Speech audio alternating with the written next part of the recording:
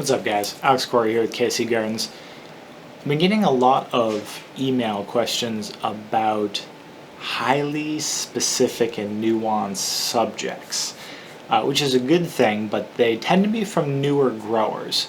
So I just wanted to address the pitfalls of doing that and how I understand where you're coming from, but we'll go over in this video the fundamentals of microgreens that most new growers would benefit from focusing on. It's an 80-20 sort of thing, so if you get the 80% right, the 20% is where you realize those special touch things. But we'll go over my 4 main microgreen fundamentals coming up.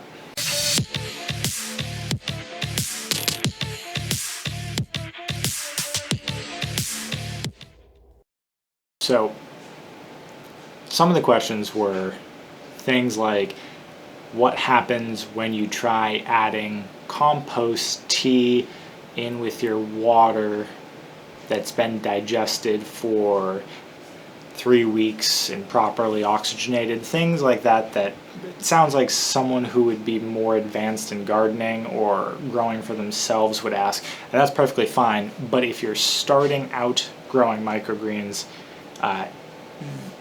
it's a very simplistic model that has a few things you really need to focus on, and if you overcomplicate it, things start getting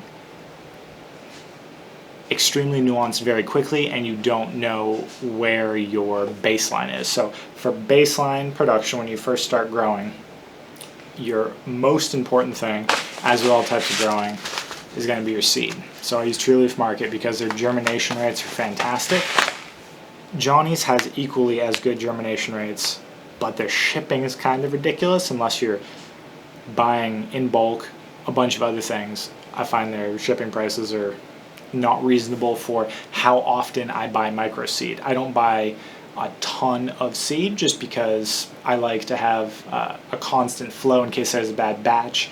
Then I will get another batch to try it. Now, the caveat to that is if you find a good batch of sunflower. Sunflower has a tendency to have the highest prevalence of white fungus mold on it that can just wreck a crop. I don't know a microgreen grower that puts out content on YouTube or any other platform that hasn't had some nightmare scenario with sunflower.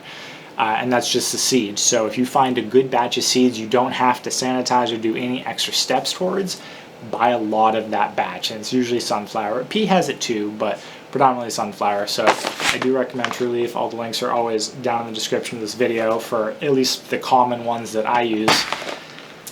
So seed is your most important, and seed density specifically. So that will dictate your necessary airflow and how tolerable each tray is to each stressor. So that's the heat, humidity, if you have any damping off issues, anything like that. So there's always a perfect density, so get that right. Density for your specific cultivar of seed that you're using. Microgreen seeds are bred specifically for microgreens. You can use any vegetable seed, so like for red acre cabbage, you can use red acre cabbage seed that you've saved from a red acre cabbage that's gone to flower, but that seed has usually been bred for a microgreen for specific characteristics, so it will grow quicker, the flavor will come out quicker, and usually it's the opposite of what you want from a vegetable. So you want the vegetable to have larger cabbage leaves in that scenario with more deep color and just to be more robust of a plant. The opposite is true with microgreen. You want the quicker runt and sort of the stress response. You want it to mature quicker and not take its time and be able to thrive under poor conditions for microgreen seed. So buy microgreen specific seed if you're doing this on a timeline, on a production. If you're just growing for yourself, just buy a packet of red acre cabbage seeds and go to town. Also, if microgreen seeds are usually bundled and priced accordingly, so if you bought a pound of red acre cabbage seeds from little packets, you would spend $100. If you buy a pound from Microgreen company, it's going to be, I don't know, $20. So that's the better way to go. So seed is always your first one. Second one is always going to be water. Obviously, just think of any plant growing outside. So I say water as second because the amount of water your media holds whenever you do the actual seeding will basically dictate for the rest of the tray's cycle if you're going to have damping off problems, how quickly a thing germinates. You do not want the microgreen to dry out during germination, nor do you want it to hold moisture for days after you uncover it. You want it to have enough time drying out where you don't run into damping off issues or any mold growth issues, but you also don't want to have to constantly worry about it drying out, because that is a stress response and it will encourage the first true leaves to come out faster, which most people don't want. So water is always second. Third is going to be soil. You can get away with almost nothing. You can grow microgreens hydroponically on a burlap or on cocoa mat with next to no nutrition. Some people have done that, but I don't know any big growers that do that. Most of the time it is in cocoa fiber, expanded cocoa core media, or peat. So the most common is going to be a pro mix or a sun grow, big peat bale with perlite and a mycorrhizae inoculant, or some type of cocoa mat. I use cocoa mixed with a little low-grade fertilizer and perlite. It's a good balance of aeration and moisture retention. So all those nuanced things, those are what you want to dial in. You want something that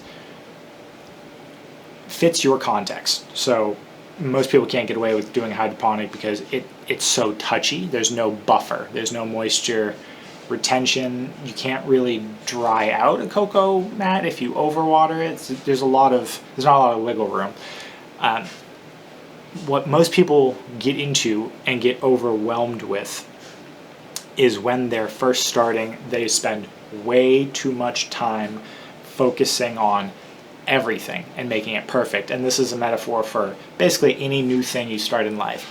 I have this problem too. I overanalyze everything before starting because you want to have as much information as possible, which is smart, but that can get in the way of actually knowing what things are important and what's going wrong when you have problems. So if you're putting too many variables in, like if you're adding compost and compost tea, or over-oxygenating with peroxide or something, before you have a baseline growth standard, you have no control group to compare it to, so to speak. So start with very simple soil and get used to it for a couple months before you change anything. So this is either going to be Pro Mix or Cocoa Block Expanded or a cocoa mix like I use. I like Fox Farms Coco Loco. We have our own custom mix from a neighboring Dirtcraft company, Dirtcraft Organics.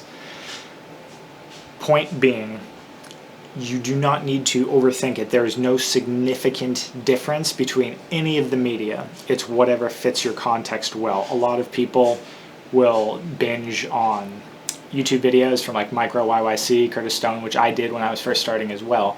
And they've all been doing it for years. So their mix has been a culmination of all their trials and errors and what works for them and what characteristics they're going for.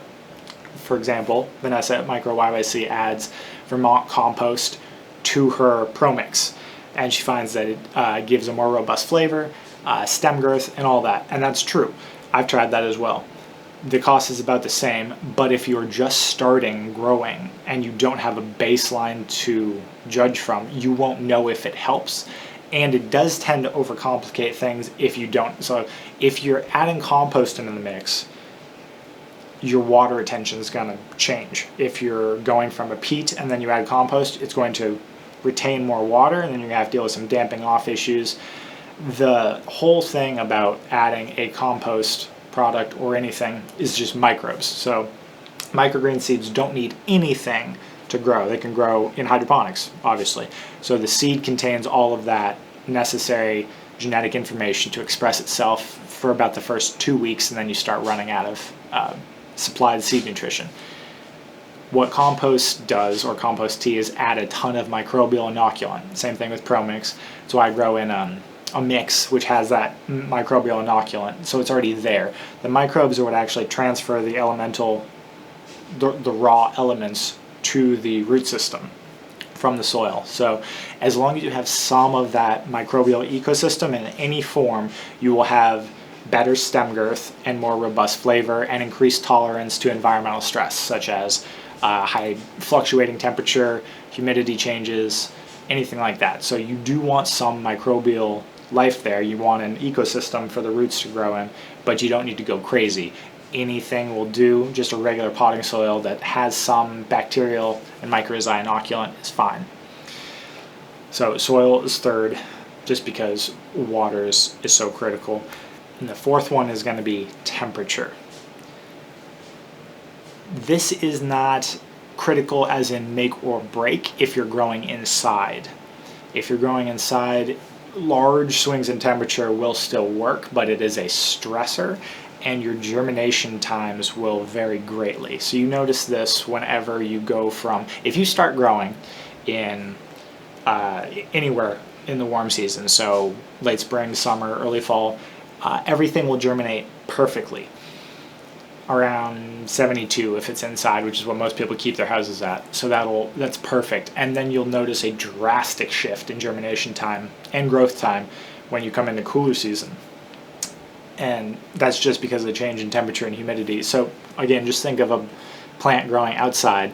Each variety, or family rather, genus of vegetable has its ideal germination temperature, and you always see that on the back of a seed packet. Little graph at what it likes to germinate at and then what it likes for growing temperatures. In general, all the microgreen varieties, unless you're going a like summer specific one or cold weather specific one, like somewhere between 65 and 75 to germinate. 68 to 72 is absolutely perfect for everything. Sunflower is like a little hotter, but in general, you need that temperature at germination. So if you're seeding outside like I am, in the winter, it's wise to change the temperature of your water, so it brings the water temperature from, if you're using a hose and you're watering it with like 50-degree water, some things won't care, like any of the brassicas won't care, but sunflowers will.